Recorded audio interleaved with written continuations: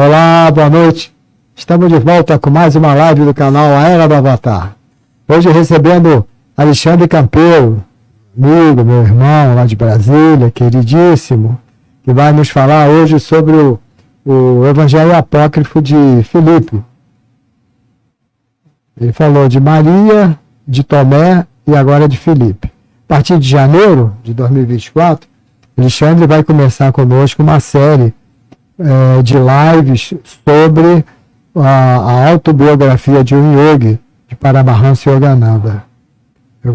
Já falei em outras lives, já comentei com ele. Será muito bom a gente entender melhor, com mais profundidade, o conteúdo daquele livro maravilhoso. Que acho que todo mundo já leu esse livro.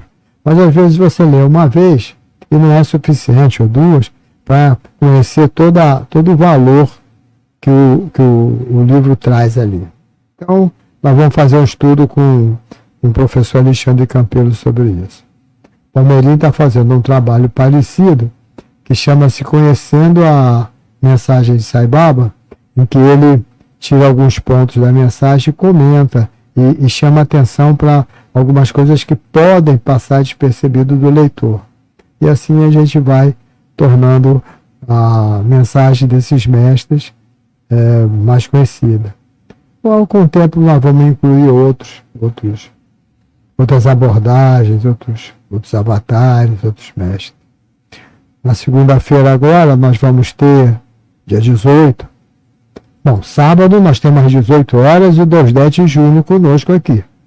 É um horário diferente, porque lá em Portugal, 18 horas significa 11 horas, 18, mas 21 horas.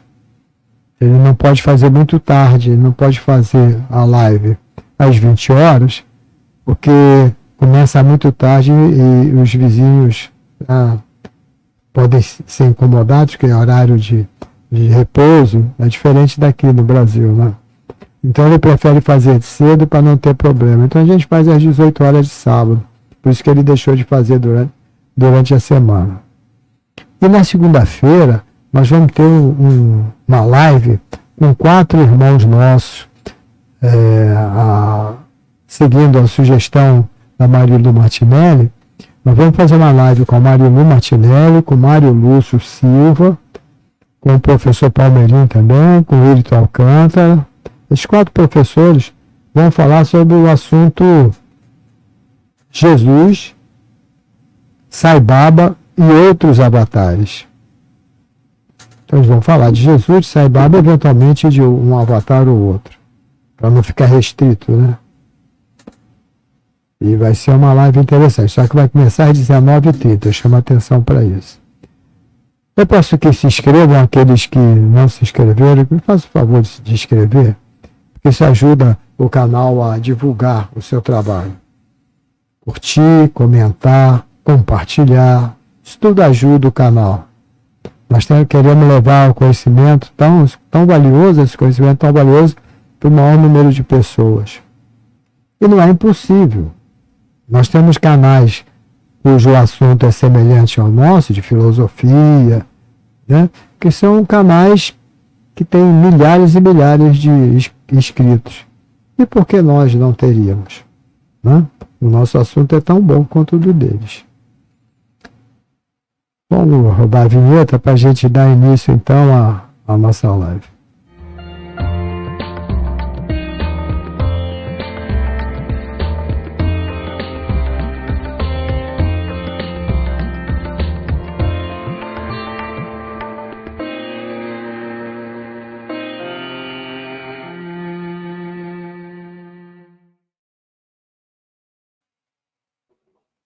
Professor Alexandre Campelo, seja bem-vindo. O professor estava me dizendo que está um pouco rouco devido a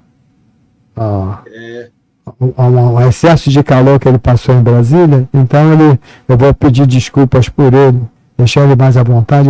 Se ele tiver que dar uma tossidinha, uma interrupção, mas vale a pena mesmo assim. Vale a pena.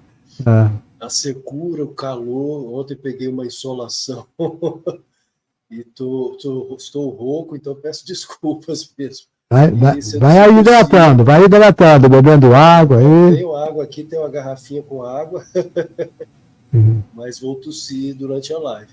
Peço perdão.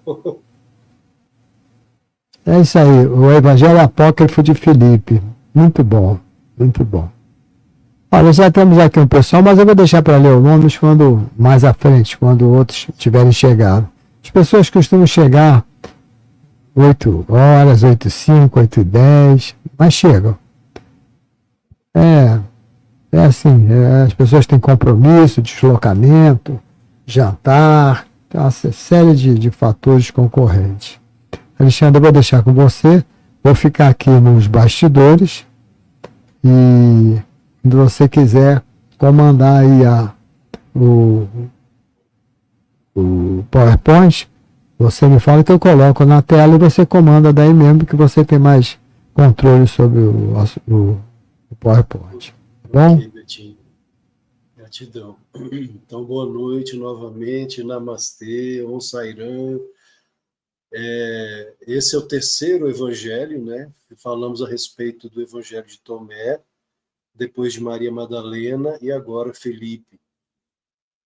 Eu peço desculpas para quem chegou agora, estou com uma tosse devido à secura em Brasília, mas dá para fazer a live. Eu já peço a você, Betinho, que coloque já o slide, os slides. Desde o início da cristandade, como já falei em lives anteriores, existiu no chamado cristianismo incipiente, o cristianismo original, o cristianismo da época de Jesus, principalmente, na verdade, após, né, Jesus deixar Palestina, não necessariamente deixar este mundo, porque como vimos também em uma live anterior, existem indícios não comprovados de que ele esteve na Índia, de que talvez, não é uma afirmação conclusiva, mas existem alguns estudiosos que acreditam que, inclusive, o corpo dele também está lá, na Índia. E se isso for verídico, se isso for autêntico, se ele realmente esteve na Índia, tanto dos 13 aos 29 anos de idade e após a crucificação, segundo alguns pensadores, até os 81 anos de idade aproximadamente, então é justificável totalmente esses evangelhos ditos chamados de gnósticos, chamados de apócrifos, né, pela cristandade ortodoxa e dogmática. Na verdade, de forma injusta, porque se Jesus de fato esteve na Índia, esses evangelhos jamais deveriam ser chamados de apócrifos. Né? Apo quer dizer por baixo. Né? Então é algo que é oculto, algo que é de difícil compreensão e que não é considerado canônico. É canônico que vem de cano, régua de medir, ou seja, não seria algo confiável. Então, se ele realmente esteve por lá, nós devemos considerar tais evangelhos como autênticos e verídicos, sim. Como coloquei aqui no slide, Jesus Guiná, essa imagem de Jesus ali é na Índia, tá, queridos? É uma pintura de Jesus na Índia. Nos primeiros séculos do cristianismo, haviam dois grupos antagônicos que reivindicavam a autoridade dos ensinamentos de Jesus para si, os gnósticos e os proto-ortodoxos. Os proto-ortodoxos venceram, graças a Irineu de Lyon, e classificaram os gnósticos de hereges. Mas e se Jesus tiver sido um gnóstico? Se ele, de fato, como falei, estiver ido para a Índia e bebido na fonte dos rishis, dos sábios iluminados da Índia. Essa imagem aqui representando Jesus na Índia. É uma imagem de inteligência artificial, tá? Não é Jesus, não é nenhuma foto de Jesus na Índia. Jesus na Índia, como seria Jesus na Índia de turbante? O dogma da Calcedônia, isso no século V, dentro da própria Igreja Católica Apostólica, né, romana, já dentro da ortodoxia, da visão ortodoxa. afirmou que o Cristo é ao mesmo tempo perfeito, ou seja, totus, totalmente total em sua divindade, e perfeito, ou seja, totus em sua humanidade. Isso, queridos, essa afirmação do dogma da Calcedônia, não é, pela própria Igreja Católica, isso é a afirmação do Avatar. O Avatar, ele é 100% humano e 100% divino ao mesmo tempo. A Igreja aceita que Jesus é 100% homem e 100% divino. É uma das coisas que os mestres da Índia sempre afirmaram. Yogananda dizia isso. O Avatar é uma encarnação divina, mas ele possui o lado humano. E nos próprios evangelhos ditos canônicos, Jesus demonstra isso inúmeras vezes, o seu lado humano, quando foi tentado no deserto 3 vezes. Se ele fosse 100% divino, Satã, o Maya personificado, não tentaria a Jesus. Se ele fosse 100% divino, Satã estaria perdendo seu tempo tentando Jesus no deserto. Mas por saber que ele tinha um lado humano, é que ele foi tentado. E ai da queda de um ser divino como esse, de um avatar como esse, o prejuízo, não só para o nosso planetinha Terra, mas talvez até para a galáxia inteira, ou até mais do que isso, a queda de um avatar. Yogananda afirmava que Hitler foi um yogi caído. É o magnetismo, o poder espiritual de Hitler para o mal. Para o mal. Foi algo terrível para a Terra, como sabemos. Graças a Deus que não durou muito tempo, né? Foi só durante o período da Segunda Guerra Mundial. Mas, então, o Avatar, ele é divino e humano. Outro episódio da vida de Jesus que demonstra ter ele o lado humano, quando, isso também está nos evangelhos canônicos, quando ele teve fome, ele estava com os discípulos, passou por uma figueira, não havia figo, não era época de figo, e ele amaldiçoou a pobre figueira, e quando os discípulos retornaram, ela havia murchado. Yogananda explica que ali foi mais uma vez o lado humano de Jesus. Outro episódio que demonstra o lado humano dele, no Horto das Oliveiras, quando suou sangue. Ele sabia pelo que iria passar, o sofrimento que iria passar na cruz, ou seja, o lado humano mais uma vez. E ele disse: Pai, se queres, afasta de mim este cálice. Foi o lado humano de Jesus. Mas o divino se sobrepôs, assim como se sobrepôs no deserto, na tentação, em que 3 vezes ele venceu Satã. O que foi que o levou à vitória contra Satã, o seu lado divino? E no Horto das Oliveiras, ele disse: faça-se a tua vontade, não a minha. E mais uma vez na cruz, diante do sofrimento pelo qual ele passou na cruz, um sofrimento terrível, mais uma vez o lado humano atuou. Eli, Eli, lama sabachthani. Elias, Elias, por que me abandonaste? É dito que Elias foi o mestre dele em encarnação passada, em existência passada. Jesus teria sido Eliseu, discípulo de Elias. E ele reencarnou com uma porção dobrada de seu mestre Elias. Por isso, a situação foi invertida, enquanto na existência passada. Isso segundo também Paramahansa Yogananda. Eu falo muito baseado em Yogananda, mas existem outros autores, principalmente, inclusive, cristãos. Os cristãos evitam usar o termo reencarnação, apesar de que a gnose, os textos gnósticos, aceitam a reencarnação. Os primeiros cristãos aceitavam a ideia da reencarnação. Isso foi tirado do corpo da igreja com o passar dos séculos, em certos concílios, que foi tirado a ideia de reencarnação. Mas os primeiros cristãos, os gnósticos, acreditavam em reencarnação, falavam sobre reencarnação. Então, o papel foi invertido. Quando Elias lançou essa porção dobrada sobre Eliseu, na encarnação posterior, Eliseu se tornou Jesus e Elias se tornou João Batista. Ou seja, o mestre se tornou discípulo, o discípulo se tornou mestre. É por isso que no Jordão, no batismo, João Batista diz a Jesus: deixe que a justiça se cumpra. É quando Jesus diz: você que deveria, você que deveria me batizar. E João Batista diz: deixe que a justiça se faça, a justiça se cumpra, lembrando, muito provavelmente, intuitivamente, da existência passada de ambos, como Eliseu e como Elias. Boa noite a quem está chegando agora, peço desculpas, estou rouco, né, mas dá para fazer a live com um pouquinho de febre. Me perdoe se as ideias não concatenarem totalmente, se eu falar alguma coisa errada aqui, é por causa da febre, mas dá para fazer. Boa noite a todos.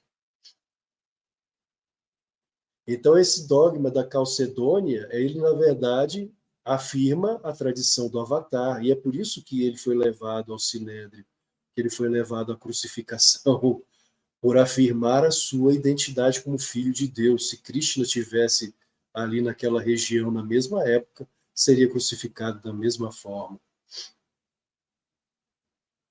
Diferenças fundamentais entre os evangelhos gnósticos e os canônicos. Primeiro, os gnósticos, linguagem hermética. Na verdade, esses evangelhos eles são de difícil compreensão. Não é fácil compreender os evangelhos gnósticos, porque eles trazem uma linguagem que é a linguagem da alma, é a linguagem do inconsciente coletivo, da superconsciência, da consciência crística, da consciência cósmica. Então, é uma linguagem que está acima daquilo que no yoga chamamos de manas. Manas é a mente ligada aos sentidos, é a mente que calcula, é a mente racional. Ela está ligada ao mundo da intuição, intuitivo. Então, não são realmente evangelhos fáceis de serem compreendidos. Esses são os evangelhos gnósticos. Os canônicos, eles são racionais, são histórias. E é interessante que, enquanto os gnósticos trazem as logias de Jesus, logia quer dizer palavras, palavras de Jesus, os canônicos trazem a história. Os gnósticos não contam a história de Jesus, como Jesus nasceu, o que aconteceu, não é, como ele pregava até a crucificação, morte e ressurreição. Os gnósticos não tratam disso, mas os canônicos tratam disso. E por isso perdemos muito, a partir do momento em que a cristandade ortodoxa, proto-ortodoxa, que começou essa guerra teológica contra os gnósticos e posteriormente a ortodoxia, retirou esses textos considerados sagrados pela cristandade incipiente, né, cristandade original, dos primeiros, do início ali, nós perdemos. O Ocidente perdeu, porque é como se você tivesse a laranja fosse cortada ao meio, e agora nós temos apenas a metade da laranja, ou seja, os evangelhos canônicos e a visão mais dogmática, ortodoxa, histórica, mas sem o lado místico, esotérico, interno, profundo da cristandade. Ficamos com o lado, digamos, masculino da cristandade e perdemos o lado feminino, interno, místico, intuitivo, ligado a Budi, a mente intuitiva, que não compreende esses ensinamentos por meio do racional, mas apenas por meio da intuição. Então nós precisamos acessar a intuição, e Yogananda ele nos deixou chaves para isso, chaves interpretativas. Com essas chaves que Paramahansa Yogananda deixou, nós conseguimos compreender boa parte dos evangelhos gnósticos, dos evangelhos apócrifos, boa parte. Por quê? Por causa das chaves que ele nos deixou, fazendo estudos, comentários do Novo Testamento, na segunda vinda de Cristo, que são volumes enormes de seus ensinamentos. Então, é graças a essas chaves hermenêuticas, a essas chaves interpretativas, que conseguimos traduzir, compreender boa parte dos evangelhos gnósticos, não tudo. Então, é necessário acessar a intuição, a mente Budi, como a linguagem da alma, porque Jesus, nesses evangelhos, ele não fala abertamente. Ele fala do reservatório cósmico, tentando trazer do reservatório cósmico, do próprio átomo, de sua própria alma, um conhecimento que vai muito além, como eu afirmei, do racional. Então, 2, gnósticos. Ser cristão, essa é a segunda diferença. Duas grandes diferenças. Os gnósticos afirmavam ser cristão significa tornar-se Cristo. Isso é uma heresia para a ortodoxia. Você afirmar, por exemplo, que Buda é um Cristo, que Krishna é um Cristo, isso é uma heresia. Yogananda, Satya Sai Baba são Cristos, isso é heresia para a visão ortodoxa. Mas a verdade é que os gnósticos daqueles primeiros séculos afirmavam ser cristão não é conhecer a Bíblia. Aliás, a Bíblia, como a conhecemos hoje, nem existia naquela época. Ela foi compilada como Bíblia, biblos, livros, séculos depois. O que havia naqueles primeiros séculos da cristandade eram obras avulsas, eram evangelhos avulsos, que muito tempo depois foram reunidos naquilo que nós conhecemos hoje como Bíblia. E os gnósticos, que também, de certa forma, é injusto chamá-los de gnósticos, porque, na verdade, eram cristãos. O correto é chamá-los de cristãos incipientes, os primeiros cristãos. Tanto estes quanto os proto-ortodoxos foram cristãos, cada um com a sua banda da laranja. Uns com a banda da laranja mística, esotérica com S, profunda, a linguagem da alma, e os outros com a outra banda da laranja, com a história de Jesus. Então, em vez de separar, nós devemos unir as duas. Ser cristão, diziam eles, é tornar-se Cristo, Crestos, ungido, internamente ungido. Inclusive os ofitas, que foi um grupo dos gnósticos da época, ofita vem de ofis, que quer dizer serpente, o que lembra a serpente na visão do Oriente, a Kundalini. Falarei mais à frente um pouco sobre esse assunto.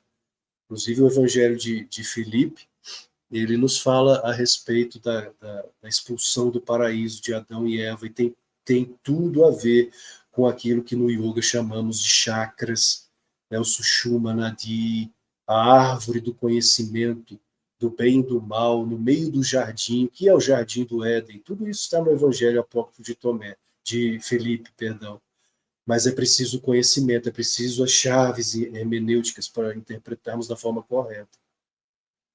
E os canônicos, né, os ortodoxos, afirmam até hoje que ser cristão significa reverenciar a Jesus, aceitá-lo, aceitar o nome de Jesus e aceitá-lo como o único Filho de Deus e o único Salvador. Essa crença vem dos concílios de Nicéia e Constantinopla, 325 e 381 depois de Cristo.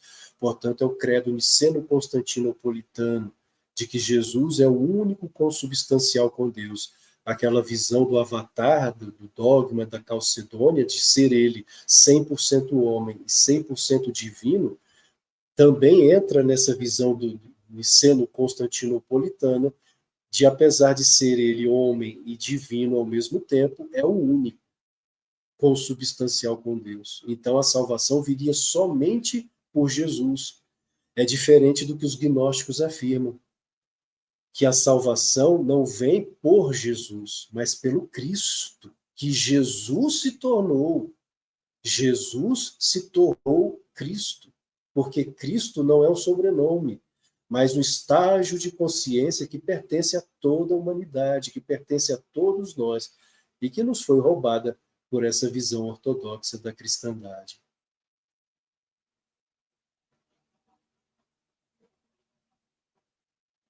Quem foi Filipe?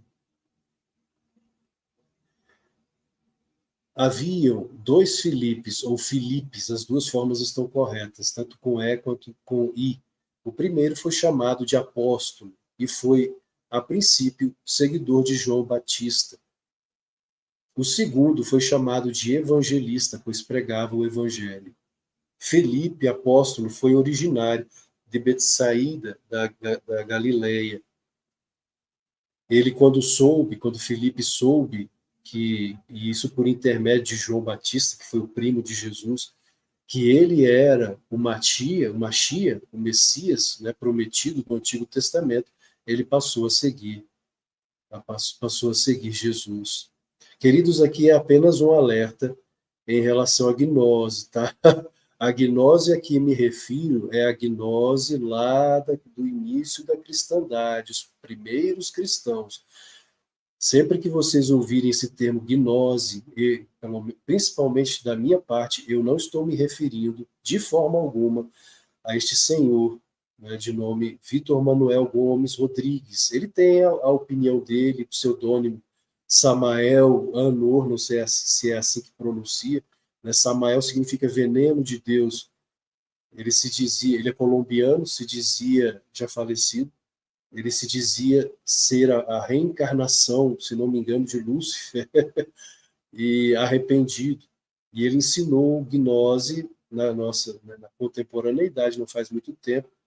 Tá? E ele nasceu 6 de março de 1917, em Bogotá, e faleceu no México em 24 de dezembro de 1977, não faz muito tempo. Mas a gnose dele é considerada pelos estudiosos uma pseudognose, não é a verdadeira gnose. Inclusive, ele misturava tantrismo sexual. Uma das coisas que os mestres afirmam, o tantrismo não tem nada a ver com prática sexual. O verdadeiro tantrismo da Índia, o verdadeiro tantrismo é você com você mesmo. São as duas energias, a masculina e a feminina, dentro de você. E não contato com uma outra pessoa, com a sua esposa, ou seja com quem for, não é? Porque isso viola tanto Brahmacharya quanto Pratyahara. Isso viola o yoga. Então, o verdadeiro tantrismo não tem nada a ver com prática sexual. Respeito as opiniões, né? Respeito todas as opiniões, mas essa é a minha opinião e a opinião de Yogananda falando aqui dentro da visão de Paramahansa e Yogananda. Ele foi bem claro, Yogananda foi bem claro em relação a isso. Acredito que Satya Sai Baba também. Aqui é uma sugestão, Betinho, de live, antes de iniciarmos falando sobre Paramahansa e Yogananda, os ensinamentos de Yogananda, apenas para encerrarmos essa parte dos evangelhos gnósticos, falarmos sobre alguns termos gnósticos para compreendermos melhor, porque esse estudo é muito profundo, a gnose é muito profunda. Perfeito, perfeito. O que são os arcontes, quem é Yaldabaoth, e hoje existe uma confusão muito grande em relação a isso. Né? Seria ele o mesmo Deus Brahma do hinduísmo? O que são os aeons, o que é o pleroma, quem é Sofia, quem é o Cristo de fato, né, nessa visão gnóstica, e que tem muito a ver conosco, com o yoga, com o budismo. Uma coisa que os ortodoxos afirmam é que esses textos foram escritos por esotéricos, por místicos, e não pelos verdadeiros cristãos. Mas, como eu falei no início da live, se Jesus realmente esteve na Índia, então esses textos fazem parte dos ensinamentos dele, sim.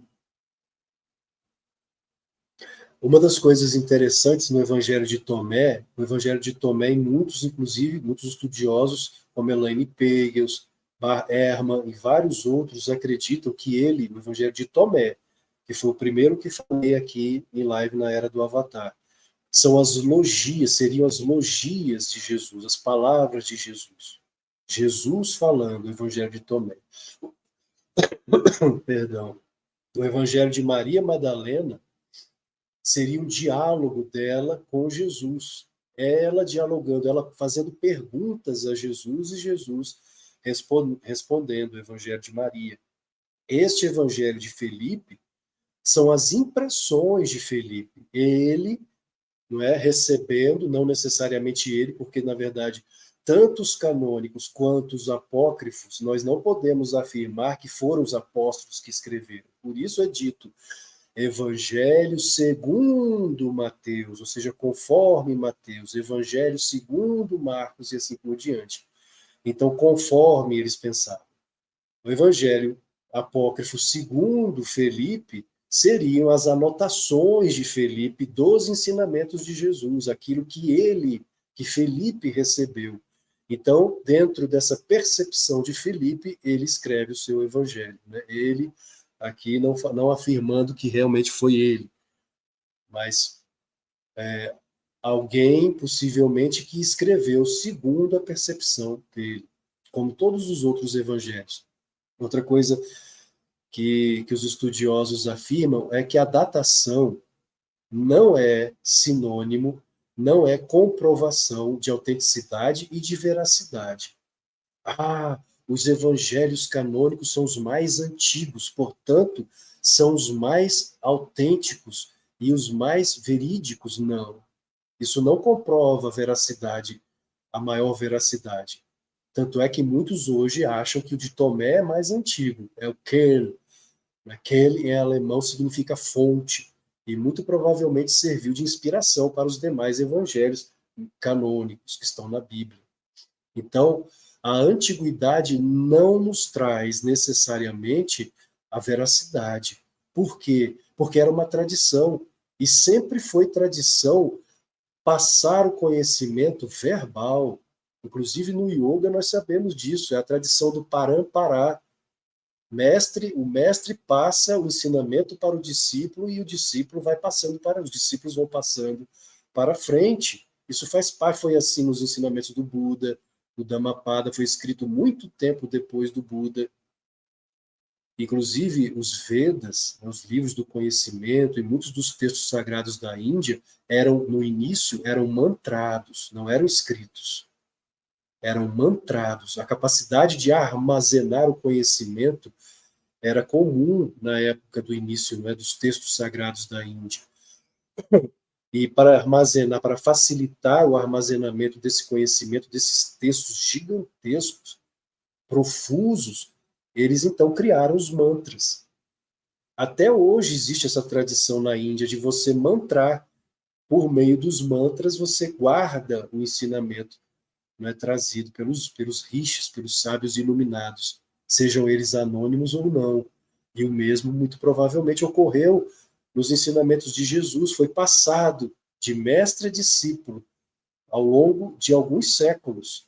Então, existem evangelhos ditos apócrifos que a datação em cópita, em grego, está lá século V, mas os originais podem ser muito mais antigos. O próprio Irineu de Lyon, que foi um dos maiores antagonistas, não é, desses evangelhos, ele cita evangelhos contra as heresias, em seu texto Contra as Heresias, no ano 180 depois de Cristo. Então, se no ano 180 depois de Cristo ele já fala a respeito de toda essa tradição gnóstica, significa que ela é mais antiga do que posteriormente aceitamos na visão ortodoxa dogmática que quis esconder. E quando esses gnósticos, esses seguidores de Jesus, esses cristãos, souberam que tais evangelhos seriam muito possivelmente destruídos, o que eles fizeram? Correram para esconder. A biblioteca de Nag Hammadi estava escondida dentro de um vaso e providencialmente em 1945 foi encontrada no Alto Egito, como o Evangelho de Maria Madalena, que estava em um nicho, numa parede, em um cemitério também no Egito, e foi encontrado no final do século XIX, 1896. Esse aqui, então, iniciando já o próprio Evangelho de Filipe, eu coloquei alguns trechos, claro que não dá para falar do Evangelho todo, então eu coloquei algumas logias, lembrando que logia quer dizer palavra. Aqui não são palavras necessariamente, como eu falei, de Jesus, mas as impressões de Filipe a respeito dos ensinamentos de Jesus, e são muito interessantes.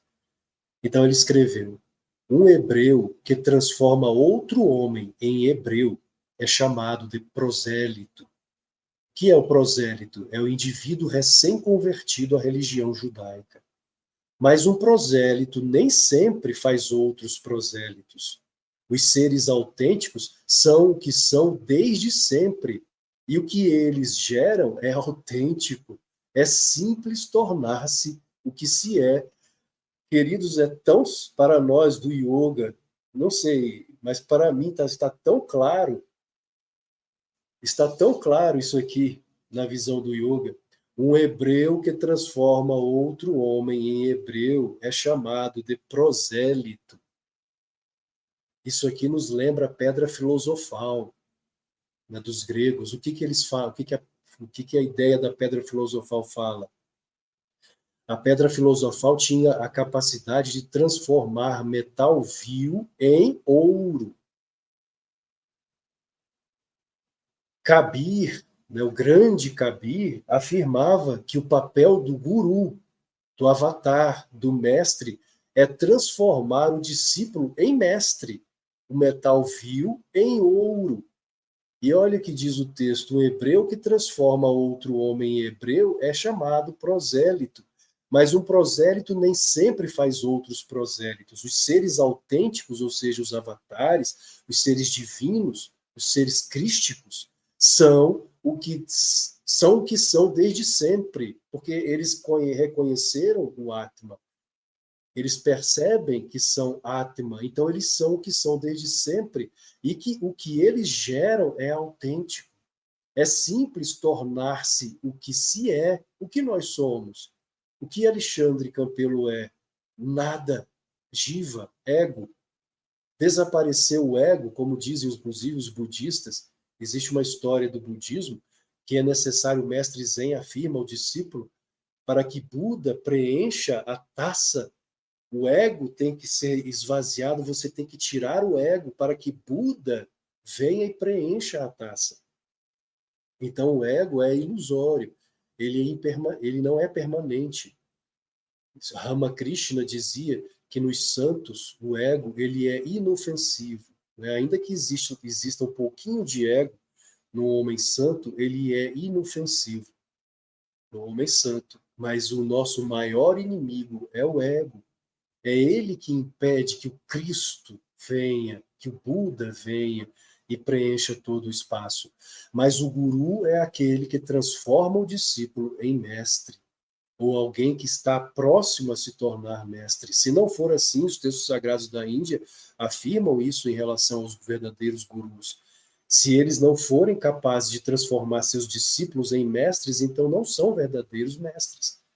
A pedra filosofal transforma metal vil em ouro. Yogananda, como já falei em live anterior, ele teve vários discípulos que se tornaram siddhas. Se eles se encarnarem mais uma vez, eles vêm como avatares, como divinas encarnações, Daya Mata, Mukti Mata, Mrinalini Mata, Uma Mata, Gyana Mata, o irmão Anandamoy, Bhaktananda, Bimalananda, Rajazi Janakananda, Doutor Lewis, todos se tornaram siddhas. Se eles reencarnarem mais uma vez, se tornam mestres, se tornam avatares. Mais um trecho. Ser herdeiro dos mortos é morrer. Ser herdeiro do que vive é viver. Isso aqui também está muito claro. Inclusive o Evangelho de Tomé chama Jesus de o vivente. É muito semelhante ao que os budistas chamam Siddhartha de Buda, desperto, o vivente. O sentido é praticamente o mesmo, aquele que despertou para a realidade cósmica, aquele que está vivo e não morto para a realidade cósmica, portanto é um avatar, é uma encarnação divina. Aqui, nós, na verdade, estamos mortos. Nós, enquanto não realizarmos o absoluto, enquanto não chegarmos à mesma estatura de Cristo, de Buda, de Krishna, estamos mortos. Por quê? Porque estamos inseridos na carne e não temos essa consciência vasta, onipresente, onipotente e onipermeante da realidade crística. Enquanto não temos esta percepção, estamos mortos na carne. Jesus está vivo, Buda está vivo, Krishna está vivo. Então, ser herdeiro dos mortos é morrer. Ser herdeiro dos mortos significa ser herdeiro do quê? Desta visão que não nos leva ao sadhana, que não nos leva à realização divina. Mas ser herdeiro daquele que vive é viver. ser herdeiro de um avatar, como foi o caso do próprio Tomé. É como lemos lá naquele episódio em que Jesus pergunta a Mateus: o que você diz a respeito de mim? E Mateus responde: o Senhor é como um anjo justo, a Pedro, se não me engano. Depois pergunta a Mateus, e Mateus afirma: você é como um filósofo.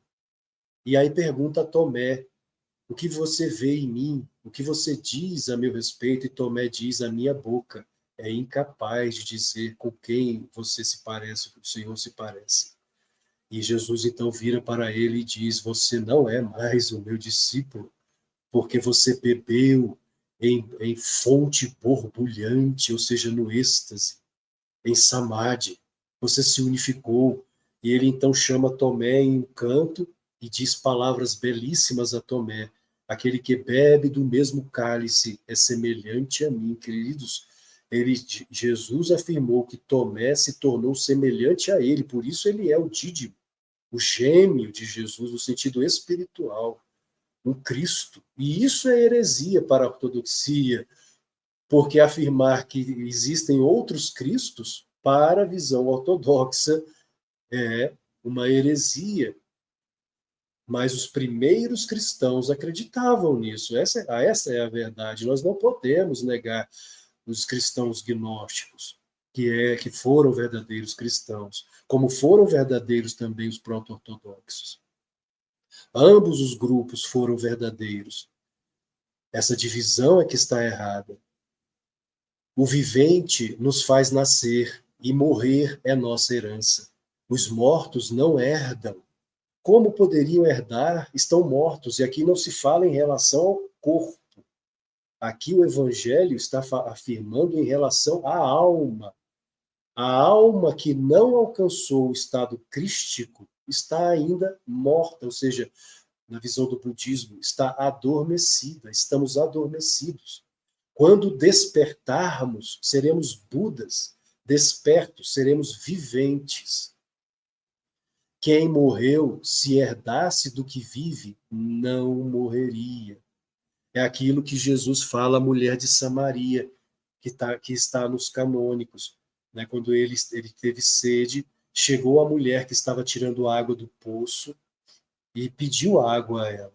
E ela ficou surpresa, mas, Senhor, eu sou mulher de Samaria, você é judeu. Os judeus, os israelenses não falam com os samaritanos. Por que o Senhor está falando comigo? E Jesus então explica a ela: se eu der de beber a você a água que eu tenho, a água da vida, nunca mais terás sede. E provarás a eternidade, a imortalidade, se serás imortal. É o Amrita, o néctar da imortalidade, que quando a energia da Shakti ascende pelo conduto espinhal e toca a glândula pineal, libera em nosso cérebro, em todo o nosso corpo, esse líquido da vida, sobre o qual Jesus falou, o Amrita, o néctar da imortalidade, nos tornamos imortais. Então, quem morreu, se herdasse do que vive, não morreria. O que vive é o Cristo em nós, a consciência do Cristo em nós.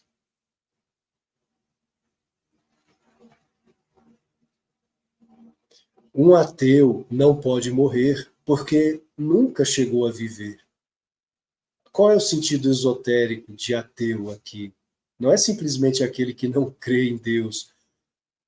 Não é nesse sentido. Na verdade, o religioso, nós, qualquer um de nós, seja cristão, católico, evangélico, espírita, budista, yogi, vedantista, enquanto nós não realizarmos a consciência crística, somos ateus no sentido esotérico. Estamos mortos e somos ateus, entre aspas. Por quê? Porque se nós não vimos a Cristo e não realizamos a Cristo, estamos falando a respeito de quê? Como dizia Swami Vivekananda. Swami Vivekananda, certa vez, perguntou a um grupo de pastores evangélicos, com todo respeito aos nossos irmãos evangélicos, eles também fazem parte da cristandade, fazem parte desse outro lado, a outra banda da laranja. Mas Vivekananda perguntou: Vocês viram a Cristo? Conhecem a Cristo? Não? Então por que estão brigando? Então por que estão brigando? Então, queridos, ateu no sentido esotérico, nessa chave hermenêutica esotérica, significa que estamos mortos, que ainda não realizamos Deus. Ah, mas eu sou cristão, eu sou evangélico. Você realizou Cristo? Eu sou Yogi. Você realizou a Krishna? Não, ainda não. Então você é ateu, nesse sentido mais profundo da palavra, no sentido místico, no sentido esotérico da palavra. Enquanto você não se tornar Krishna, enquanto você não se tornar Buda, enquanto você não se tornar Cristo na visão gnóstica, você ainda é um ateu, porque você não sabe do que você fala. É o caso do Alexandre Campelo. Eu ainda não me tornei um Cristo, então eu estou falando aqui baseado em ensinamentos, mas eu mesmo ainda sou um ateu, nesse sentido esotérico. Espero que estejam, que me compreendam. Somente os que aderiram à verdade sabem o que é a vida. E aderir à verdade também no sentido profundo. O que é a verdade no yoga? Satya, veracidade é Deus. Só existe uma verdade no cosmos. E essa verdade é Deus. A partir do momento que realizamos Deus, o Cristo, o Buda, a consciência edênica, o paraíso, então nós estamos na verdade. Agora sim estamos na verdade. Como Jesus falou também lá no Evangelho de Tomé, no terceiro logion do Evangelho de Tomé, o que ele diz? Se vos conhecerdes, sereis conhecidos. E conhecermos, nos conhecermos não significa conhecer simplesmente as minhas qualidades e os meus defeitos, não, Satyagraha. É mais que isso. Me conhecer significa conhecer o Cristo em mim, o Atma em mim. Sereis conhecidos, mas se não vos conhecerdes, estareis na ilusão e sereis ilusão. Terceiro logion do Evangelho de Tomé. Eles podem temer a morte, pois vivem. Isso aqui é o caso daqueles santos, não é, que já alcançaram um grau elevado de consciência, mas ainda podem morrer, ou seja, ainda podem cair. É dito nos textos sagrados da Índia que existem diferentes níveis de samadhi. Até chegarmos no Asampradinata, que é o Nirvikalpa Samadhi, que é a total unificação com Deus, ainda em Savikalpa nós podemos cair. Então, por isso a importância do orar e vigiar sem cessar. Eles podem temer a morte, porque vivem. Foi o caso de São Francisco de Assis. Quando vamos a Assis, né, lá em Santa Maria dos Anjos, existe o local do Roseiral de Francisco. Ele já havia alcançado a santidade, ele já havia alcançado, já tinha a visão de Deus, do Cristo. Mas ele foi tentado por Maya, né, o desejo sexual. E ele sabia que se ele cedesse ao impulso sexual, ele cairia, ele perderia. E ele não queria se deixar tentar por Satã. Lá, então existe uma vidraça que atrás existe esse roseiral. O que Francisco fez? Ele se lançou sobre as rosas. Os espinhos das rosas cortaram, furaram o corpo de Francisco. Não é? E dizem, não dá para ver de longe, mas dizem que as flores até hoje nascem com as gotinhas do sangue de São Francisco. Se não tivesse um vidro protegendo, já não existiria mais esse roseiral, porque cada um que vai lá, com certeza, levaria pelo menos uma pétala do roseiral, das flores. E atrás existe um quadro enorme, né, contando esse momento no qual Francisco lutou contra Satã.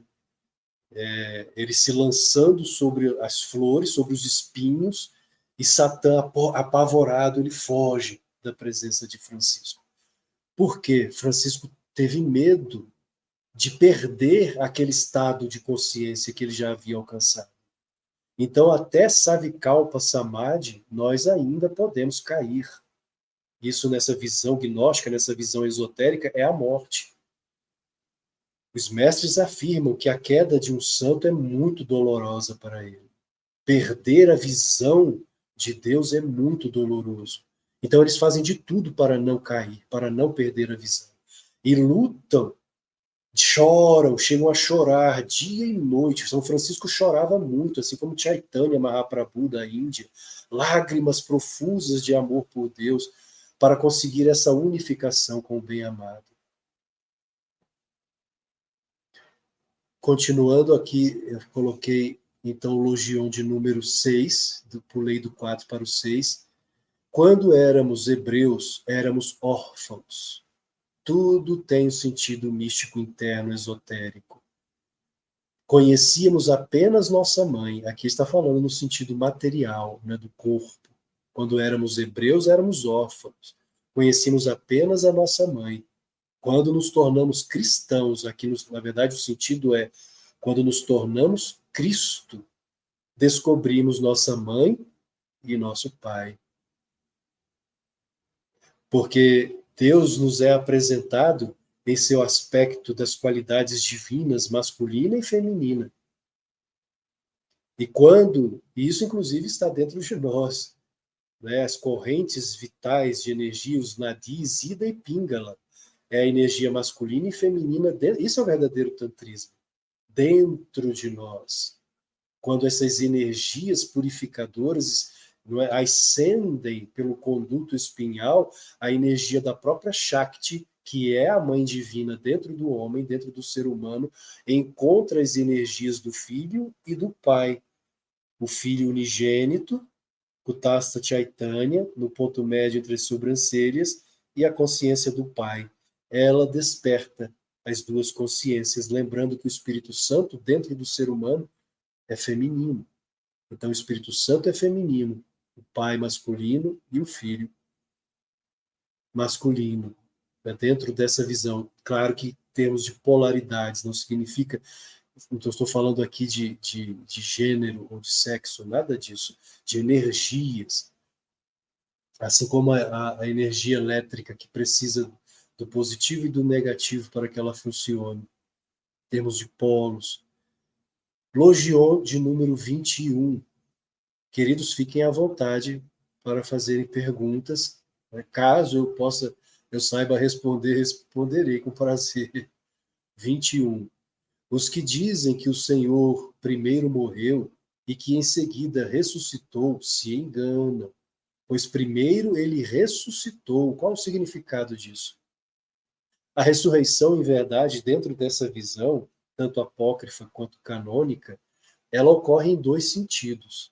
A verdadeira ressurreição não é simplesmente a do corpo, apesar de que ela existe, ela existiu em Jesus e existiu em outros mestres, inclusive na Índia.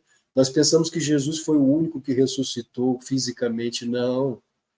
Existem exemplos de mestres, contarei mais à frente, que ressuscitaram na Índia. Mas a verdadeira ressurreição é dentro, nós não estamos mortos. Quando nos tornamos crestos, ungidos, internamente ungidos, alcançamos o quê? A ressurreição. Então se enganam aqueles que pensam que primeiro Jesus morreu para depois ressuscitar. Não, ele primeiro ressuscitou, depois morreu e ressuscitou novamente. Só que na segunda ressurreição foi a ressurreição do quê? Do corpo. Porque a primeira ressurreição é a da alma, e ele já nasceu, na verdade, ressurrecto, como um avatar. Não é? Desde seu nascimento ele já era um avatar, já era uma encarnação divina. Então, ele primeiro ressuscitou em espírito, depois ele ressuscitou em corpo. Ele morreu em seguida. Se alguém primeiro não ressuscita, não pode senão morrer, no sentido profundo, no sentido esotérico. Se já ressuscitou, é vivente como Deus é vivente. Eu acho que está bem claro, né? Caso vocês tenham dúvida, perguntem. Mas eu acredito que esteja bastante claro. Logion de número 23. Alguns têm temor de ressuscitar nus. Isso porque querem ressuscitar com seus corpos. Não sabem eles que com ou sem matéria o homem está nu. Diante da visão de qualquer ser sagrado, de qualquer iluminado, de qualquer rishi, evidente, iluminado, todos estamos nus. Porque eles não veem, na verdade, corpos. Eles veem almas. Deus não vê corpos. Deus vê almas. Portanto, diante dos olhos de Deus, todos estamos nus. Temer que na ressurreição ficaremos nus é bobagem. Não sabem eles que com ou sem matéria o homem está nu. Aqueles que se tornam simples até a nudez, esses não estão nus, como Swami Trailanga da Índia. O grande Swami Trailanga que andava nu, como os grandes Digambaras da Índia. Digambara quer dizer vestido de céu. São como crianças, como criancinhas, não tem maldade. O pecado não está na carne, o pecado está no olhar, está na consciência. Então, não na carne, não é a carne que é pecado, mas as nossas consciências. Swami Trailanga, quem conhece a história de Swami Trailanga, ele foi preso várias vezes por andar nu em Benares, contemporâneo de Lahiri Mahashai, do grande Lahiri Mahashai. Os guardas o prendiam e, de repente, ele desaparecia, se desmaterializava e aparecia no telhado da prisão. E então pegavam ele e colocavam ele preso novamente. Ele se desmaterializava. Aparecia lá em cima novamente ou na rua. Pegavam, prendiam, até que os policiais desistiram, porque viram que era um homem santo. Não adianta tentar prender espírito. Ele tinha plena consciência de que o corpo dele era espírito, era luz. Então ele tinha o poder de materializar, desmaterializar, atravessar paredes se ele quisesse. Uma vez perguntaram a ele, um discípulo perguntou, mestre, o senhor é um grande renunciante que anda nu e reverencia Lahiri Mahashai, casado, chefe de família. E ele respondeu, Lahiri é o gatinho da mãe divina. Ele está onde ela quer. Não é a carne nem o sangue que podem herdar o reino de Deus. Se fosse carne e sangue, não é porque até hoje muitos de nossos irmãos acreditam que no final dos tempos os justos ressuscitarão, sairão dos túmulos. Então essa é a visão ortodoxa, dogmática, né, a hermenêutica, a interpretação ao pé da letra das Sagradas Escrituras.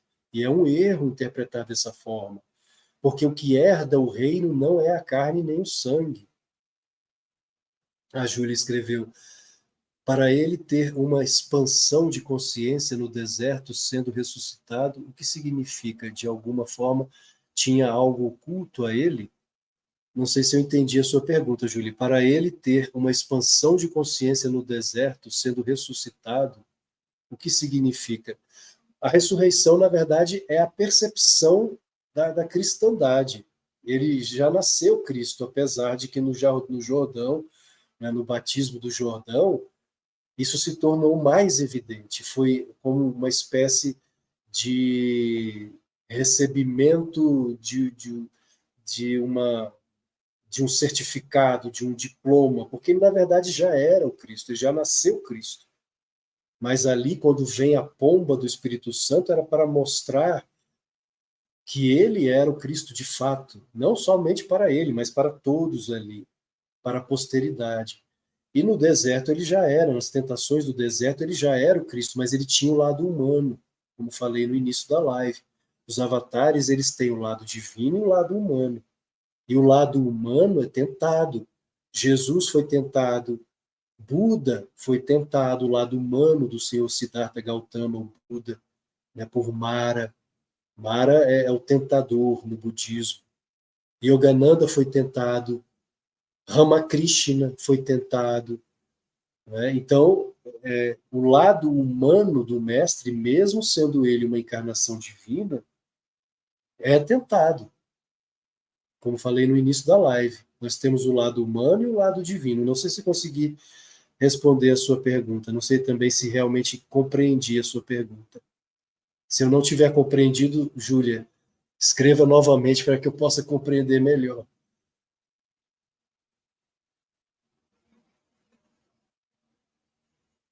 Continuando. O que não pode herdá-lo, a carne e o sangue, com os quais nos identificamos. O que o herdará é a carne e o sangue de Cristo. Quem é Cristo? Cristo não é uma pessoa. Cristo é um estágio de consciência. Brahma, Vishnu, Shiva. Brahma, Vishnu, Shiva, apesar de falarmos que são pessoas da Trimurti hindu, em verdade eles não são pessoas, são estágios de consciência. Então, Krishna se tornou Vishnu. O Buda é um Vishnu, é uma encarnação de Vishnu, segundo o Srimad Bhagavatam. Quando lemos o Srimad Bhagavatam, volume 1 do Srimad Bhagavatam, o Buda é uma encarnação de Vishnu. E até o termo encarnação talvez não seja o mais adequado. Nós temos o eu consciente, o inconsciente individual, o inconsciente coletivo, a superconsciência, a consciência crística, a consciência de Vishnu e a consciência cósmica. Então, quando a minha consciência se expandir do eu individual, do eu consciente, para a superconsciência, eu estarei mais evoluído.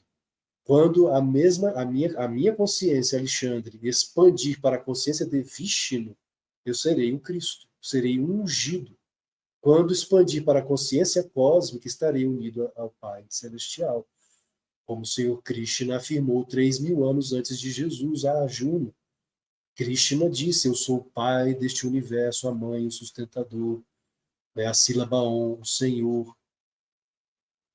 Quando Krishna afirmou isso, ele afirmou a partir de que consciência? Da consciência cósmica, como Pratyagatma. Pratyagatma é aquele que tem a consciência de seu eu real. Ele já está muito além do corpo, muito além do corpo. Nessa consciência, na consciência de Savikalpa Samadhi, ou consciência de Vishnu, o yogi, o santo, ele conhece tudo o que existe, desde o micro até o macrocosmos. Paramahansa Yogananda, certa vez, ele afirmou isso lá nos Estados Unidos, realizando uma palestra. Conheço o que está acontecendo em minha casa na Índia, nesse momento. E tenho consciência de civilizações e corpos celestes a trilhões e trilhões e trilhões de quilômetros da Terra. Isso é consciência crística. Então, ele estava consciente do corpo dele, falando para a plateia, o auditório, e ao mesmo tempo consciente de coisas inacreditáveis, muito distantes da Terra, muito além da Terra. Isso é consciência crística. Depois vem a consciência cósmica. Em 1950, no deserto de Mojave, Estados Unidos também, Yogananda entrou em consciência cósmica, Nirvikalpa Samadhi. E ele afirmou a um discípulo, o brother Anandamoy, irmão Anandamoy, os 3 mundos flutuam em mim como bolhas. Os 3 mundos são os universos físicos, todos os universos físicos. 10 elevado a 10 elevado a 50 universos. Os universos astrais, todos os universos astrais. E o universo causal, ideacional ou ideatrônico. Esses 3 mundos flutuam em mim como bolhas. Isso é consciência cósmica. Nirvikalpa Samadhi. Consciência de Krishna. Onde eu parei, o que o herdará é a carne e o sangue de Cristo. Cristo como consciência. Por isso que quando Jesus afirmou mais à frente aqui, aquele que não comer de minha carne e não beber de meu sangue, não entrará, não terá em si a vida. Nos evangelhos canônicos é dito que não entrará no reino dos céus. E os judeus fundamentalistas, os fariseus da época de Jesus, ficaram escandalizados. Esse homem fala em canibalismo. Canibalismo, comer da carne dele e beber do sangue dele. Como isso é possível? Ele não estava falando de seu corpo físico, ele estava falando da consciência. Quando estamos na presença de um verdadeiro iluminado, como é relatado na Índia, Nós sentimos a presença de Deus nele, absorvemos com os átomos da consciência a energia do Mestre, nos alimentamos da energia do Mestre. É como se comêssemos, entre aspas, a carne e o sangue do Mestre, da consciência do Mestre. Então, Jesus está falando em termos de consciência. Continuação do Logion 23. O que é sua carne? Sua carne é a palavra, o Logos. O que é a palavra? Pranava.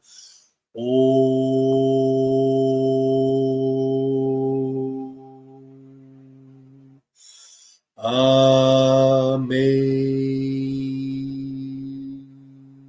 Isso é a palavra.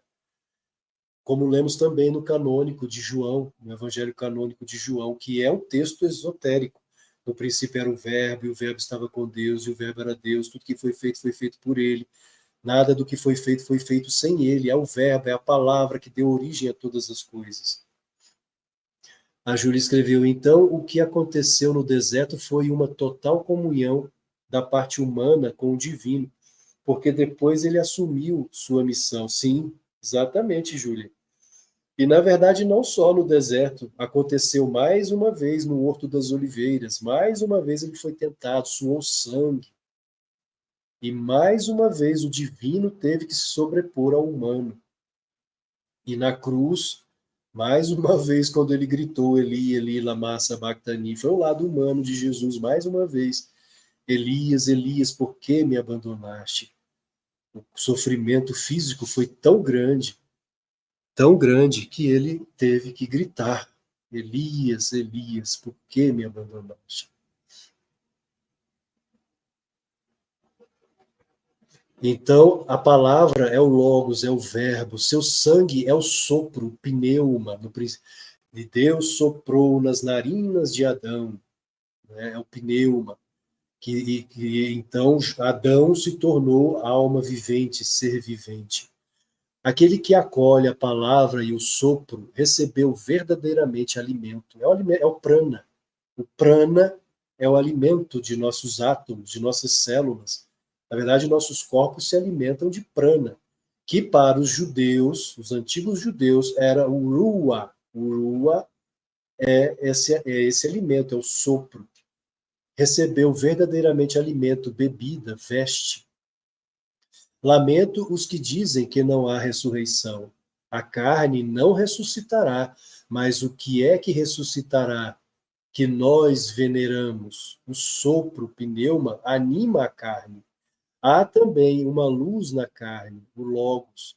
O que você diz, o diz num corpo.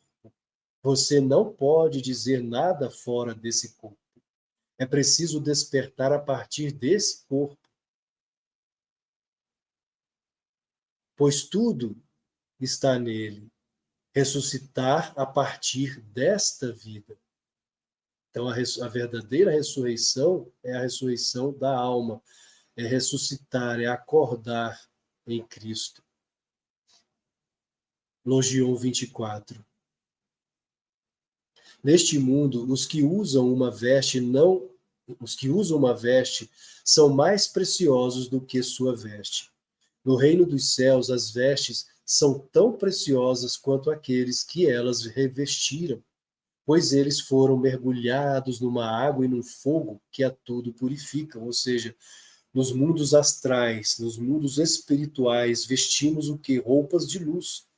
Roupas que constituem a nossa própria consciência, o nosso próprio nível de consciência. É por isso que aquela grande santa que foi queimada na fogueira, Joana d'Arc,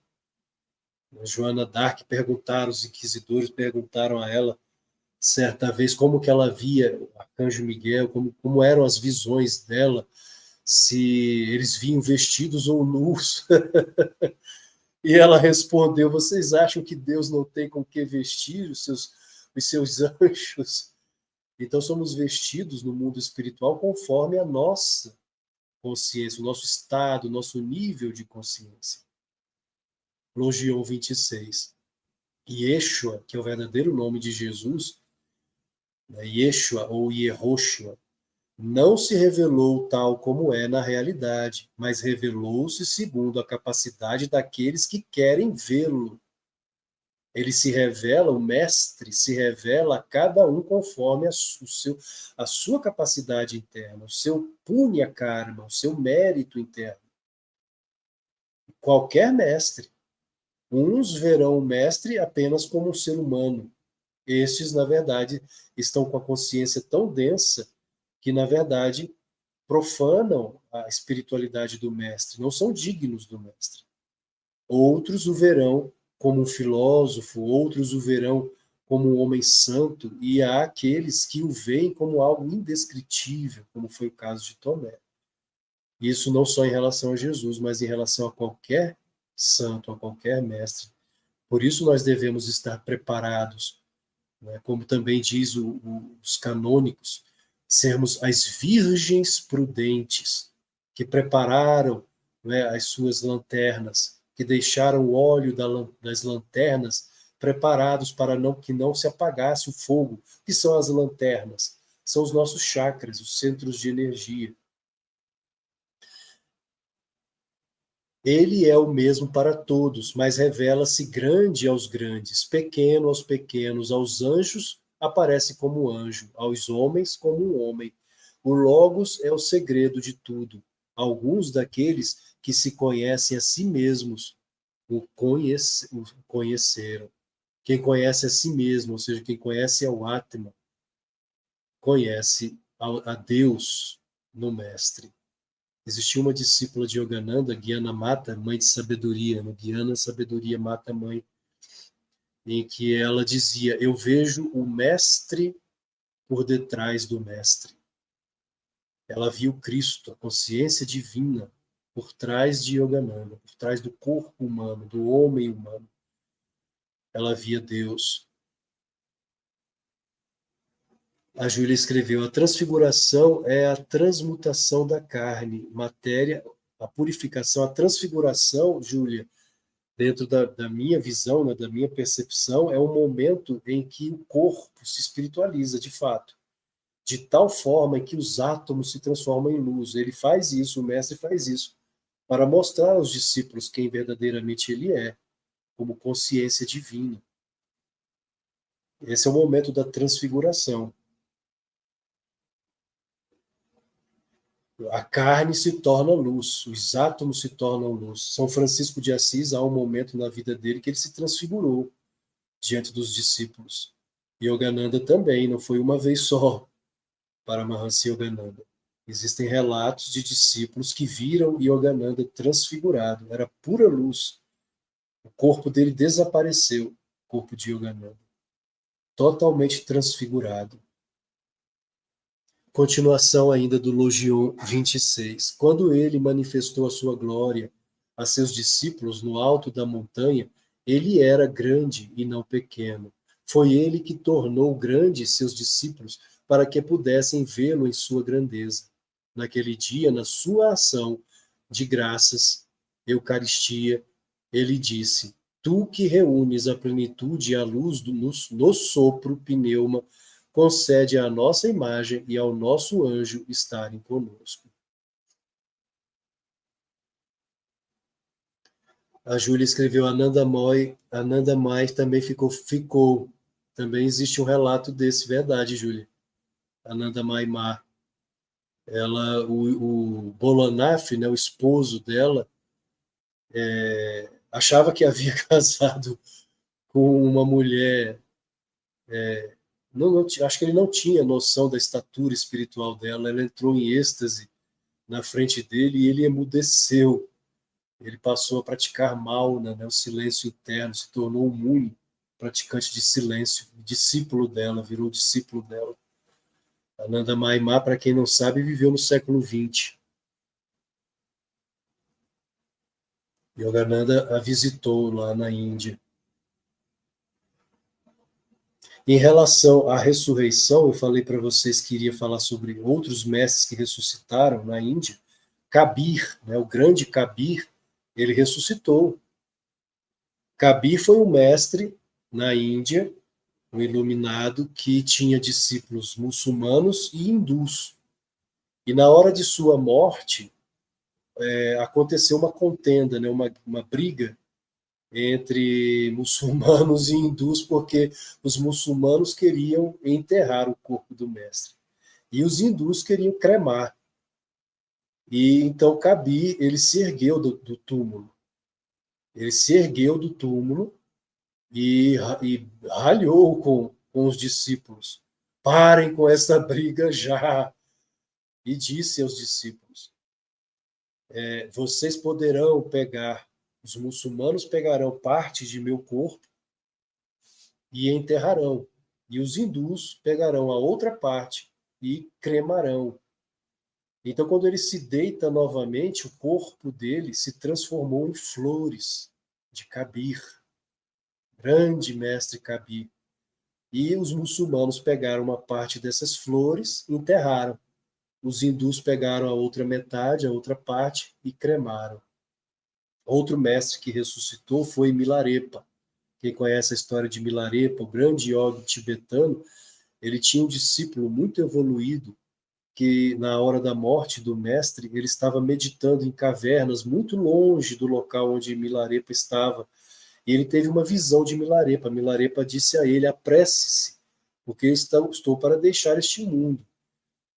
E esse discípulo, então, usando uma técnica yogi, inclusive Alexandra David New, quando eu era adolescente, gostava de ler as obras de Alexandra David New, ela conta que existe uma técnica yogi e o que os mensageiros lá no Tibete, nos Himalaias, eles ativam, eles entram em êxtase, entram em samadhi, olhando uma estrela, e entram em transe, e eles então correm uma velocidade extraordinária para levar mensagens de um lado para o outro ali naquela região. Isso antigamente, né?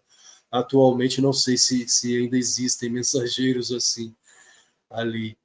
E esse mestre, esse discípulo, que era o mestre discípulo de Milarepa, ativou essa técnica e foi correndo em alta velocidade até o local onde o mestre estava. Num determinado momento, ele saiu do êxtase, teve uma visão, ainda estava longe do local onde o mestre estava. O mestre apareceu novamente, uma segunda vez, e disse: venha, porque eu estou deixando este mundo. Você não conseguirá chegar a tempo para me ver neste corpo. E ele então acelerou, correu, correu, correu. Quando chegou ao local onde o corpo estava, o mestre já havia falecido. Já estava com um cheiro da morte, né? Um cheiro ruim. E haviam muitos discípulos novos que não conheciam esse discípulo antigo, ancião, não faziam ideia de quem ele era. E quando ele tenta se aproximar do corpo do mestre de Milarepa, esses discípulos jovens o impedem, atrapalham. Não, não pode chegar perto do corpo do mestre. E ele diz: eu sou discípulo dele, e começa a chorar por não poder se aproximar do mestre ali em devoção, em Bhakti Yoga, né, como dizemos. Ele fez uma oração belíssima ao mestre, e o mestre Milarepa começou a voltar à cor do corpo e se levantou também da morte. Se levantou e falou com os discípulos, também da mesma forma como cabia, ele ralhou com os discípulos por ter impedido aquele outro discípulo, que era um discípulo antigo, de se aproximar. E ele ficou um tempo ali ressuscitado em um corpo, até que voltou a deixar o corpo, porque era chegada a hora dele. E outro mestre que ressuscitou e apareceu fisicamente para vários discípulos foi Lahiri Mahashaya. O mesmo Lahiri Mahashaya que foi reverenciado por Swami Trailanga. Ele apareceu fisicamente de vários lugares diferentes após a sua morte. Materializou o seu corpo de várias formas em vários lugares. Outro que ressuscitou também recompondo átomos, como ele mesmo disse, foi Suyukteso, mestre de Yogananda.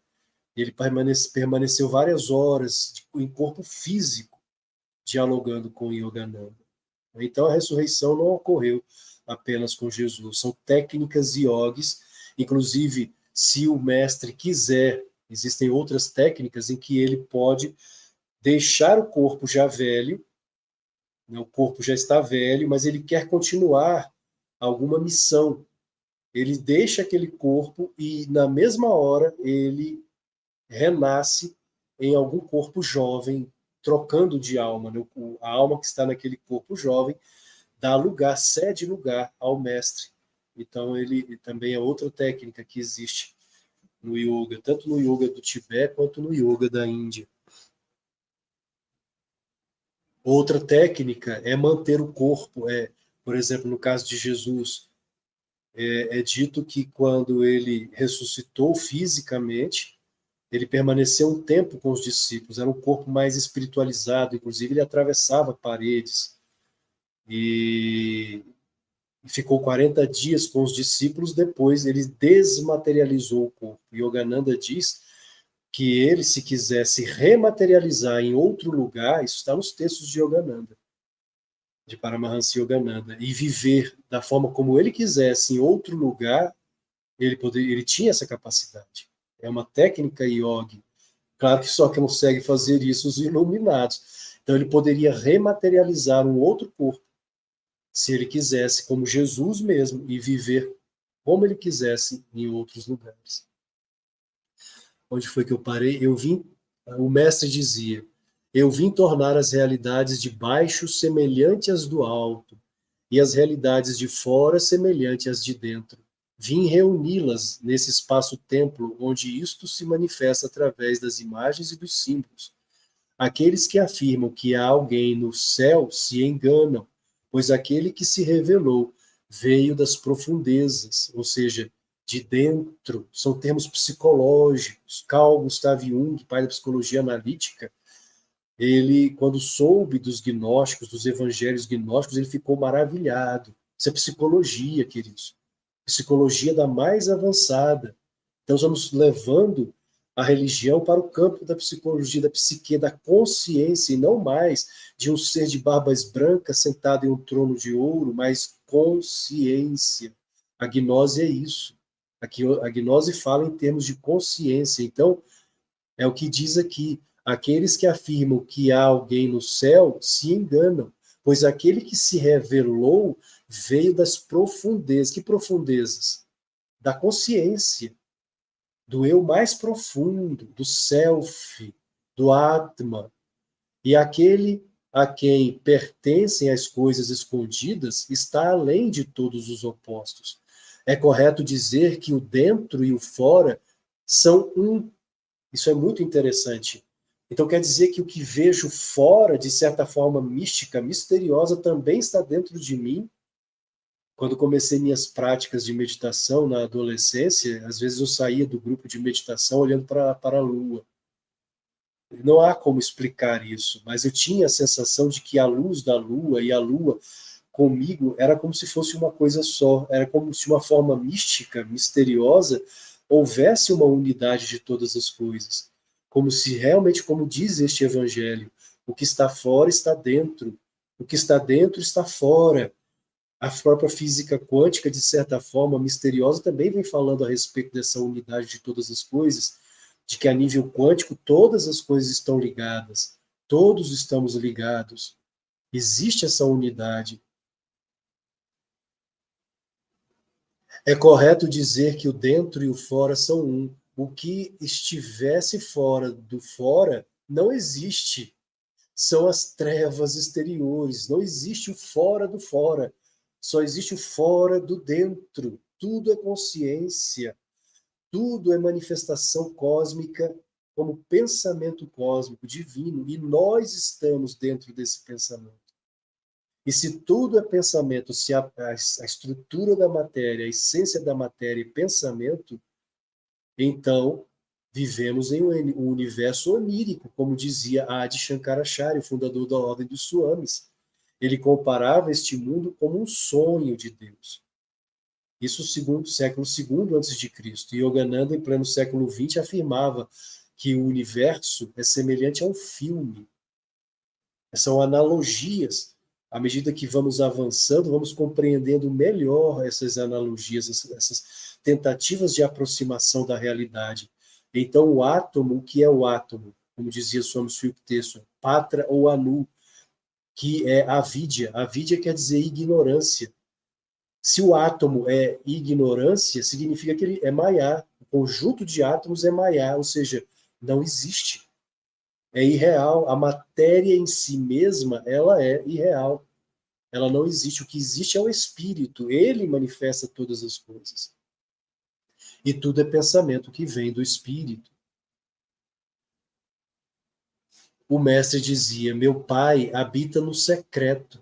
Ele disse, aqui já é no evangelho canônico: entra em teu quarto, fecha a porta e reza ao teu pai que está no secreto. Mateus capítulo 6, versículo 6. Fechar a porta significa fechar as indrias, fechar os sentidos e orar a Deus que está dentro de nós. Estamos quase terminando, viu, Betinho? Boa noite, Simon. Namastê, querido. Vamos em frente, vamos em frente. Tá, mas está quase terminando. Ainda a continuação do 69. Isto é, no interior do teu ser. O que existe no interior, em total segredo, é a plenitude, pleroma. Além dela, não há nada. Ela contém tudo. O que é o pleroma na visão do yoga? Brahman. Existe Brahma, sem o N, e Brahman, com o N, o impessoal. É o pleroma. É o espaço sobre o qual não podemos afirmar nada sobre ele. É aquilo que está além de nossa compreensão. Só quem sabe, sabe, ninguém mais. Somente o iluminado conhece o pleroma. 71. Veja a imagem de Adão e Eva, a árvore, não é? Lembra o que é essa árvore?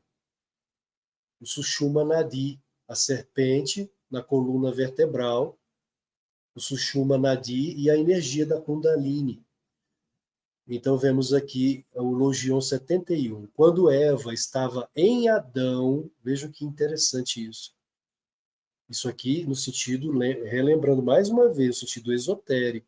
Quando Eva estava em Adão, não existia a morte. Quando ela estava nele, não existia a morte. Quando ela foi separada dele, sobreveio a morte. No pequeno livro intitulado A Ciência Sagrada de Swami Suyukdeso, ele explica isso. E ele não cita o Evangelho de Filipe, mas ele explica isso aqui. Se ela novamente entra nele e ele a acolhe em si mesmo, não haverá mais morte. O que é isso? Quem é ela? Quem é Eva nesse sentido? A Kundalini, a Shakti, a Mãe Divina, a força feminina, entre aspas, dentro de nós. Quando ascende pela árvore, a árvore representa. Essa é a árvore do meio do jardim, que é o quê? O Sushumna Nadi, na coluna vertebral. Quando Eva estava unida a Adão, onde é que ela estava? Aqui. Fisiologicamente falando, Eva estava unida a Adão, Adão Kadmon, o filho, aqui.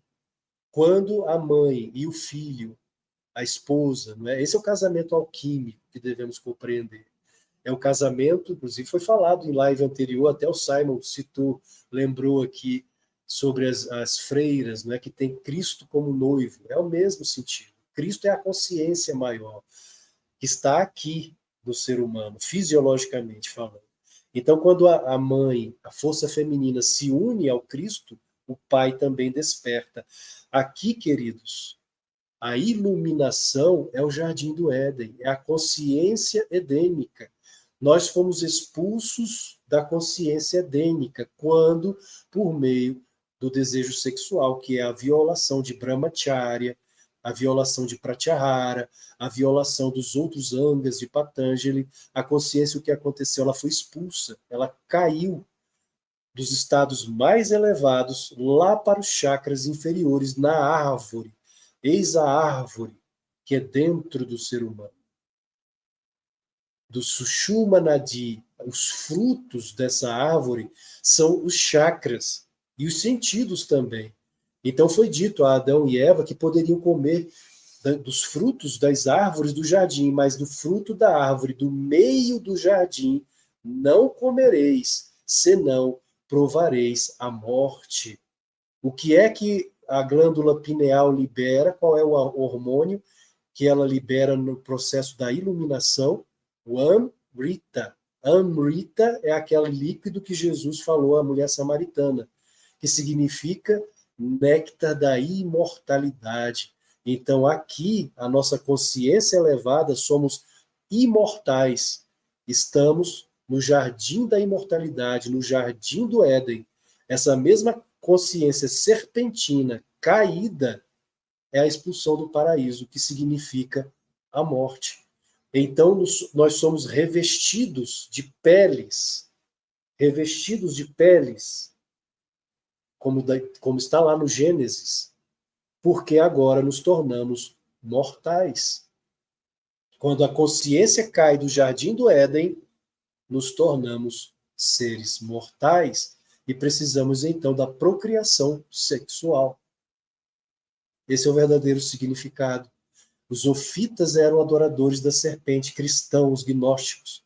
Que serpente eles adoravam? A serpente divina, e não a serpente caída, mas a serpente divina, a Eva, nesse sentido aqui do Evangelho de Filipe.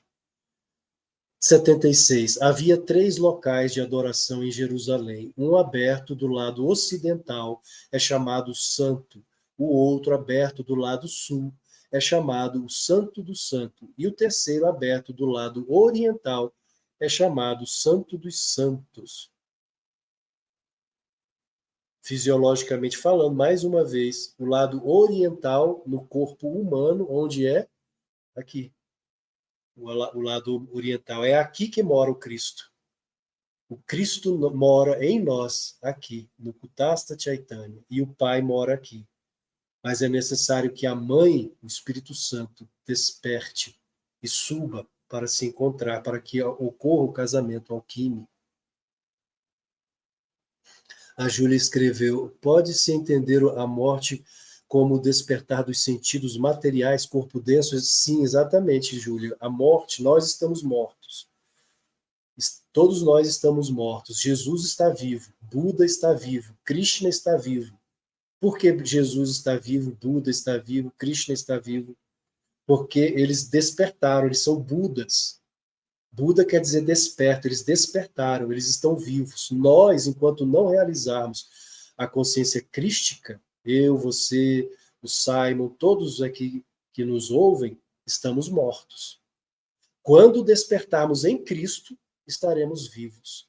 Mas não é simplesmente aceitar o nome de Jesus, isso é muito pouco, como diziam os gnósticos, é tornar-se Cristo. Tornar-se Cristo. Despertar na consciência crística, aí sim estaremos vivos. Mesmo em corpo, mesmo estando ainda no corpo. Nos tornamos Cristos não na morte, mas aqui, encarnados. Encarnados em corpo, nos tornamos Cristos, vivos. Continuação do 76. O local em que apenas o sumo sacerdote entra, o melhor na água e na luz é o santo. Ser livre é o santo do santo. O quarto nupcial é o santo dos santos. É quando a Shakti encontra o filho, onde há o casamento, é o quarto nupcial. Dentro de nós, dentro de nós. Mergulhar na água e na luz conduz à ressurreição e à liberdade. Mas esta libertação se manifesta no quarto nupcial. A confiança e a consciência na relação são elevadas acima de tudo. Aqueles que verdadeiramente oram em Jerusalém, tu os encontrarás somente no Santo dos Santos, no quarto nupcial, quando o nosso eu se unifica ao Cristo, quando nos casamos com Cristo, ou Buda, ou Krishna, que são, nesse sentido, são sinônimos. Muito antes de Jesus já existia essa tradição dos avatares. Continuação do 76. A confiança e a consciência na relação são elevadas acima de tudo.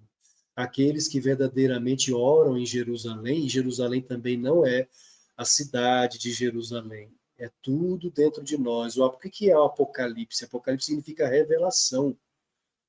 O Apocalipse não são fatos proféticos do futuro, necessariamente. Podem existir ali, sim, coisas proféticas do futuro. mas é interno também, e principalmente interno. Tudo que ocorre no Apocalipse é dentro de nós, em primeiro lugar. Dentro de nós. Então, Jerusalém, a Jerusalém que desce do alto, como está no Apocalipse, os 7 candelabros de ouro são os 7 chakras, as 7 cidades, os 7 selos, são os 7 chakras. Teresa de Ávila, né, a grande católica mística da Renascença, doutora da Igreja, ela falava a respeito disso, só que ela não podia falar abertamente, porque os teólogos censores retiravam dos textos dela tudo que ela falava sobre meditação. Ela comparava a nossa alma a um castelo de cristal com 7 moradas, e que podemos ter 7 tipos de experiências diferentes de Deus. São 7 chakras. Ela não podia falar abertamente, assim como São João da Cruz, o teólogo que não envelhece, amigo dela, contemporâneo e amigo de Teresa de Ávila.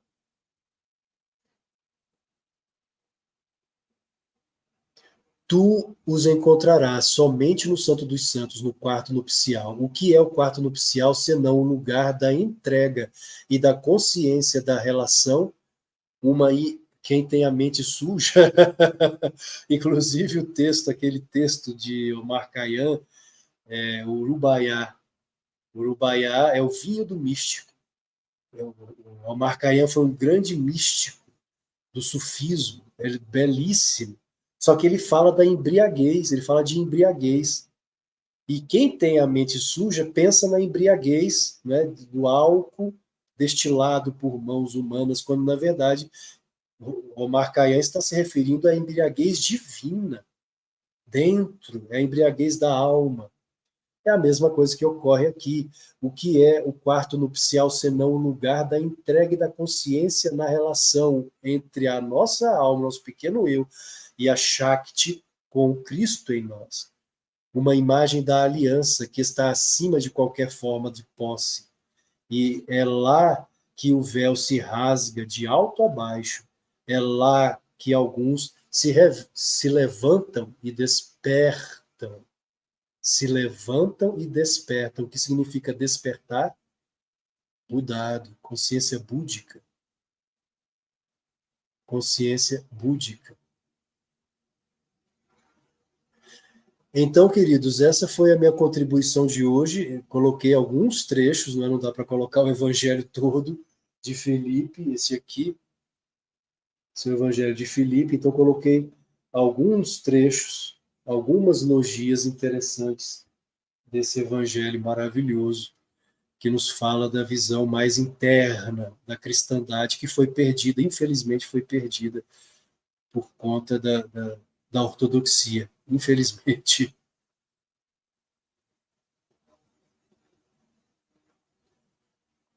Podemos tirar mais uma vez, Betinho. Podemos tirar Pode tirar. Ok. Aula maravilhosa, professor. Impressionante. Maravilhoso. A pena que não se possa. É questão de tempo também, de esmiuçar mais esses conceitos, esse tema. Mas a gente faz então na próxima a live que você sugeriu. Tá bom. Próxima live de janeiro. Depois a gente começa. Nós entregamos as chaves. E qualquer um vai conseguir interpretar. Aí fica fácil de interpretar. Muito boa a aula. Eu gostei mais desse do que o de Maria, porque o de Maria estava fracionado, tinha trechos que estavam que estão faltando, faltando. Mas esse foi impressionante, impressionante. Felipe era um místico, viu? Felipe, como eu disse, não há como comprovar que foi ele quem escreveu. Sim, mas as ideias vêm dele, naturalmente. Né? Na verdade, o conhecimento que a cristandade tinha naquela época era extraordinário. Achar que Jesus foi um homem enclausurado dentro da Palestina, que não viajou, é um erro. Ele viajou. Ali havia a famosa Rota da Seda, né, que ia da Palestina até a Índia e a China. E era comum eles viajarem 1 ano, 2 anos, 3 anos. Era muito normal naquela época. Não tinha avião, né? É. Andavam a camelo. Fazia parte da rotina do povo, né? Deslocamentos naquela região. Era um mundo conhecido também, né? Deles. Exato. Olha, eu desejo que você melhore rapidamente para continuar seu trabalho aí, dando as suas aulas, fazendo as suas lives. Vocês que gostaram, eu tenho a impressão que gostaram, certeza que gostaram, vocês devem visitar o canal no YouTube do professor Alexandre Campelo. Não só no YouTube, você tem no Instagram também, né? A Escola de Yoga do Lago. Escola de Yoga do Lago. Escola de Yoga do Lago. E aqui no YouTube, qual é o nome do canal? Escola de Yoga do Lago também? Tem Histórias da Índia. Tem o canal Histórias da Índia. Histórias da Índia. Então vocês entrem lá, se inscrevam no canal do Alexandre, que tem muito material bom lá, muito mesmo. Ele é dedicado a essa linha de estudos. Claro, a gente não vai ter tempo de se dedicar tanto a tantos mestres, a tantos conhecimentos, que a gente vai ficar meio perdido. Mas quem quiser ilustrar, conhecer um pouco mais, vai lá e visita aí.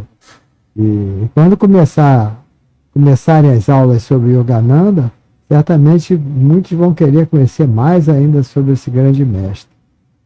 Eu quero agradecer aqui, Alexandre, aproveitar para agradecer a presença das pessoas que estiveram conosco aqui online. Verita Sá, Júlia Meríssima, Selma Barreto, a Laís Sá, Guacira Lígia, Beva Eberlê, Cida Diniz, Carlos Augusto, Elô TV Saibaba, que também é um canal maravilhoso, tem muito material, você deve se inscrever lá também. Jorge Pazel, Érica Venosa Mazola, Isabel, Isadora Pedrosa, Iraci e quem entrou depois foi o Thales, né? E o Thales Simon, né? Gratidão, Verita. Verita também. É isso aí, cara. Até a próxima. Eu volto aqui no canal sábado às 18 horas, com Deus Dente. E na segunda-feira, às 19h30, com Marilu Martinelli, Mário Lúcio, Palmeirim e o Alcântara falando sobre os avatares. Todos estão convidados. Eu quero lembrar, não deixem de se inscrever. Não deixem de curtir essa live que foi maravilhosa. Eu não sei quantas curtidas nós tivemos, por curiosidade. Foram quatro curtidas só. Nós tivemos aqui mais de 20 pessoas. E deram só 4 curtiram. É por quê? Elas não gostaram? Absolutamente, elas esquecem, ficam tão presas ao assunto que esquecem de curtir. Mas curtir é importante para o canal. Por favor, antes de sair, nós somos 16 aqui online, antes de sair, curta e saia. Se não tivesse inscrito, curta, se inscreva e saia. E só um depoimento, Betinho. Eu nem tossi, né? Verdade, muito pouco. Falar sobre Deus é algo incrível. Estou até me sentindo bem melhor. Que bom. Que gratidão, bom, Betinho. Gratidão. Isso é bom. Uma das formas de Bhakti é falar sobre os ensinamentos, falar sobre Deus. É uma forma de devoção. Não é só orar, meditar. Também falar, conversar, estudar sobre as coisas de Deus é uma forma de Bhakti. Sem dúvida. Namastê, descansarem a todos. E, como diz o professor Palmeirim, volte sempre, volte sempre. Já faço parte da família. Você é fundador, benemérito. Tchau, tchau. Boa noite.